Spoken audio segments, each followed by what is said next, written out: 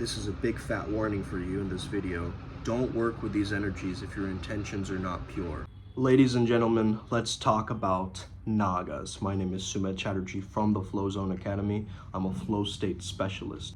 We're talking about flow state entities again, okay?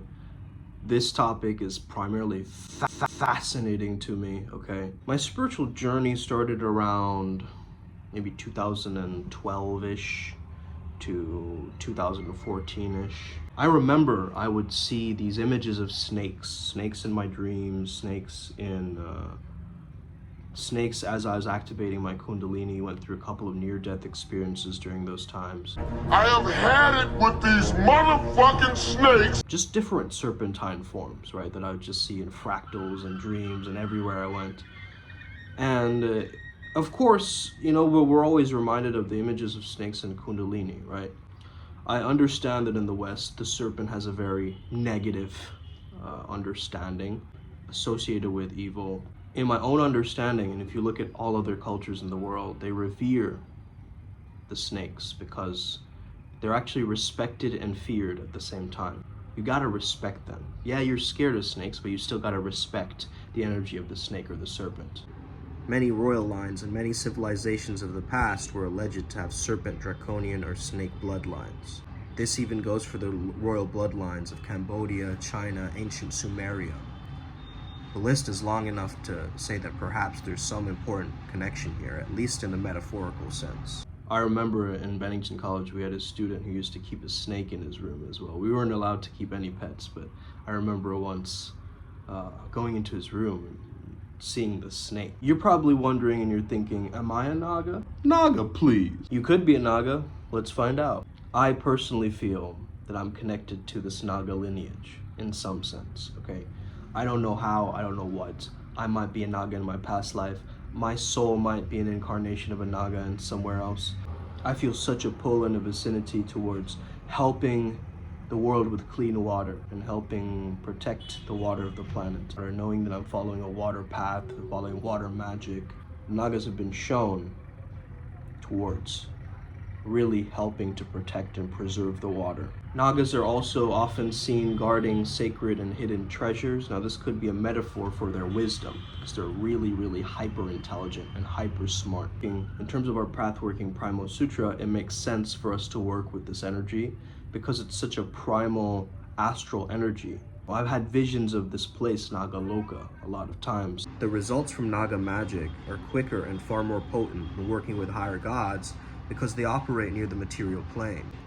The worship of serpent deities are present all in shamanistic and pantheistic cultures all over the world. I remember chanting the Nagaraja mantra, right? Nagaraja is one of the deities that we also work with. You know, he was a king. He was almost a bodhisattva who lived amongst the Nagas. Call him Lui Yalpo Gawo. This might be changed in terms of context. So that's more so a Tibetan context, whereas we have the Hindu context as well. But the terms overlap, right? It's interesting when we went to Bali, right, and we asked about the Nagas, they told us that the Nagas were like dragon. The word for dragon was Naga over there. So we found that very interesting. But then now understanding that sometimes these beings, these Naga beings, these serpentine beings have a bit of like scaly skin, and they're sometimes feathered as well, like feathered serpents or worms in a sense, that kind of same dragon type of energy. Obviously, you know, Kundalini is depicted through a snake oftentimes and in different cultures. Oftentimes snakes has been associated with sex, and we've suppressed sex in culture, right? We've kind of kept it as this bad thing, this negative thing, and we've shamed it in a sense, right? We've made it seem that it's such a negative, bad, fearful thing. And that's why we've given sex the imagery of the serpent. The Nagas weren't allowed to have a lot of their powers because they misused their powers. The Nagas would have relationships with humans, so they'd be half serpentine, half human beings in a sense. Of course, there's different styles of Naga. And myself and Ryan G, we are more so connected with the golden warrior race of the Nagas, so Naga royalty. You see, cobras, they pick up vibrations from the ground. They can pick up rhythms, okay, through their senses. These ethereal beings have many temples dedicated to them, okay? Understand that they have this coiling energy of preservation, right? So preserving something, maintaining something, keeping it alive, guarding something, shielding something. In Kerala, they have a lot of Naga shrines as well. The Nagas have given great service to a lot of the Devatas, right? Even Shakyamuni Buddha is seen with a Naga protecting him, right? We see Shiva, we see Ganesha, we see Vishnu being protected by a Naga. Of course, churning the milk of the ocean, that was done through the snake Adishesha or Shesha or Ananta. Nagas can be both good and bad, and it's important that we encourage them to be good. There might be different factions or races with this ethereal race already existing in Nagaloka. We understand that they're not just like one race. There's almost like different races amongst the snakes, you see. Kashmir was the land of the Nagas even before humans inhabited that place. It's quite interesting to note that Padmasambhava was also king of Udyana, right? So Kashmir at the time. And the tantric Tibetan teachings first would come from that place, right? We have the understanding of Nagaloka, this underworld, this underground or this underworld, almost like a bunker, right? Of this entire kingdom and this entire worldview, where it's just filled with snakes, right? The energy and essence of the Naga seems to attract a lot of artists and creatives, performers in general. Even fighters or people in combat sports are tapped into this energy. Or definitely like people who are into fanatical priests or mysterious wizards, or like that whole kind of crazy wisdom or Padmasambhava essence of king, warrior, magician, lover, right? Padmasambhava, he is all the male archetypes in one, which is why I value his energy and I feel very pulled towards his mantra, his path working. Lamia would be more so the feminine form of these Naginis. Sometimes they're even called skinks. Understand that Nagas are sensates, okay? Which means that they value pleasure and luxury of their senses. They love to see, hear, touch, smell from miles away. They can hear from miles away. They're very tapped into their senses. They're very instinctive, very, very intense. They can be mean and rude, but only towards those people that are disrespecting the environment or disrespecting their own lineage or what they stand for and what they believe in. Other than that, they're pretty gregarious and giving. They love to protect, they love to give. Of course, there's good Nagas and bad Nagas. The Nagaraja states that to meditate means to leave the six senses of consciousness as free and relaxed.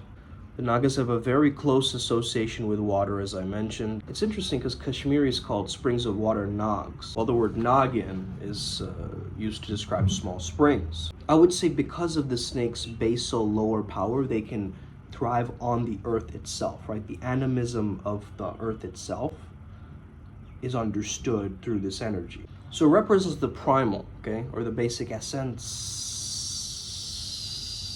as the Nagaraja would say. Whenever I channel the Nagaraja, I enhance my hissing and pronounce the S's. Though he does that just for fun too. He doesn't necessarily need to sound like that, because actually he's higher up or more royal, and apparently, according to him, it's the more civilized Nagas who don't have that lisp or that S sound when they speak. Now this is of course coming from my own channeled experiences, so Nagas are often touched by the realm of the night. Definitely more night people than day people. I'm getting the feeling of their cold-bloodedness and nocturnal essence and that reptile nature that they have, right? So Nagas are drawn to anything that lets their passions shine through. So if they're having some kind of a creative outlet or some kind of a space that they can manufacture and hold their own state of consciousness with that, that's what's going to tap them in. This is what primarily interests me and relates to that whole flow state essence of what I'm talking about with the serpentine energy. They're subtle and mysterious, but they're also very protected beings. There's a ancient sage known as Nagaraja, okay, who stole the secrets of the Nagas and brought that ancient wisdom into Buddhist context and texts, right? And one of the Prajnaparamita Sutras, that he states is called Form is emptiness and emptiness is form. It's a very well-known kind of stanza that stands out in Buddhism. Emptiness is form, form is emptiness. Not a lot of people could understand this, but those that do understand this, it's a very deep, advanced level of, spiritual understanding that emptiness is form, form is emptiness. Everything is emptiness, okay?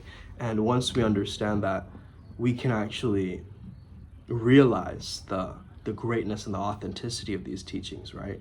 Like every moment is just teeming with life, and the energy that you give it, it starts to spark open in a new way. The Nagas are going into trans enlightenment. They're not focused on enlightenment just basically by itself. They're going beyond it. They're actually realizing like what is enlightenment 2.0, 3.0, and 4.0. So they're constantly like refining and going over the edges. Oftentimes they value the shadows and the shadow work because they do live in those lower realms, but then they understand how to bring those essences and those energies into light, okay, into consciousness. Oftentimes I like to imagine when I'm meditating that a snake is coiling up my spine like the Kundalini, and that really helps me to maintain this kind of electrical charge along my spine, and I don't fall asleep as easily, when I do imagine this. And it puts me into these very grand ecstatic states of just bliss that permeates through my whole beingness. I'll have like days where I'm just like, I feel like I'm talking to the trees, or like animals are drawn to me, or like these very, unique signatures of experiences. And I'm living kind of close to the city too, but even just in the park, I'm noticing this, right? So imagine what will happen if I move to like a remote, like forest or a village. That will just tap me in like wild, okay? And I'll just be completely immersed in this energy, I feel like. The Nagas actually initially helped us to translate this dragon language. So we needed the Nagaraja's help in order for us to translate what was even going on. Now, I didn't know how he had this kind of translation software as well, okay? Software, I'm saying software, but it's like spiritual software, right, in a sense. Obviously, if you are familiar with the Indian rishis, okay, some of them call themselves Nagas, and they walk completely bare-chested, and just, they wear like a very little clothing, and they just kind of roam, and they cover themselves with ashes. I don't know if you've seen some of these beings, these Indian beings. Nagas are almost like information brokers, okay? They relish the fact that they can pull the strings to different events that are happening behind, and they're like working behind the scenes to protect the world and things like that. Or simply they just hoard these scandalous secrets, and they can use it at any time, if they ever need to. They keep tabs on everybody, right? That's kind of for their own amusement too. However, I think there is a deep care for how this whole thing works out in the end, right? They sort of subvert this idea that snakes are cold-blooded, right? They tend to be actually very, very valiant, okay?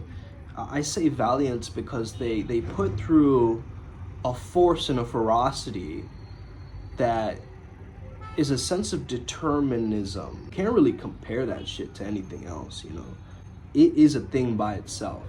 Sometimes within their maturity, they can actually enhance into a deep sleep. There's a story in the Mahabharata where the character is dropped into the world of the Nagas, right? And someone has poisoned him, right? And the Nagas suck out the poison, in a sense, from this particular being, and he's eventually saved. And then he goes up and floats up into the water. So, the Naga was biting them. He was thinking that the snakes were biting him to, kill him, in a sense. But the snakes were actually biting him to suck the poison out, okay?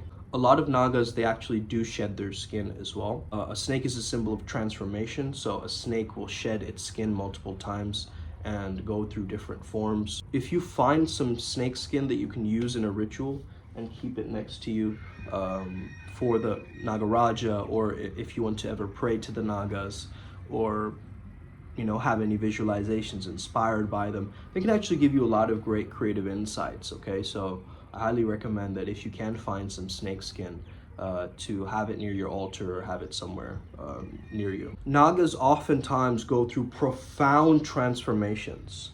you go, what in the world is happening to this person? Because they are not the same. They're absolutely not the same. They've completely shed their old paradigms and their old selves, right? And I think Nagas can teach us about this idea of shedding, this idea of just letting go of all the things that don't belong. Just like a snake sheds its skin, you got to shed the past. You got to allow yourself to completely rid yourself of it. Feel that catharsis of the past actually leaving through your beingness in your body, right? It's a very, very powerful understanding when you can come to this. There's also a beef between Nagas and Garudas. They can be very similar to humans in that they can reveal hidden wealth, occult knowledge, help you fight adversities, protect you, but at the same time they can also bring you misery, poverty, sickness, enemies, problems with your residential area, and also impotence. Only an adept who's well-formed and well-versed in magic deal with the Naga, especially when playing around with rituals and evocation, invocation, and other sorceries involving them. There's actually a mantra that I like to specifically use, which calls forth the name of the 9 Nag Devatas. This is also known as the Nagas Sutra. Chanting this in the morning will help you, and it will help you build the relationship between you and the Nagas. It'll have a long-term effect of keeping you protected from all evils. But yeah, guys, I hope you enjoyed this video today. Give it a like, give it a thumbs up, share it with a friend. I hope you're enjoying yourself. Have an incredible day today. May the flow be with you and stay legendary. Let's get it, Upward Spiral Gang. May we never be the same again. Us, may the flow be with you.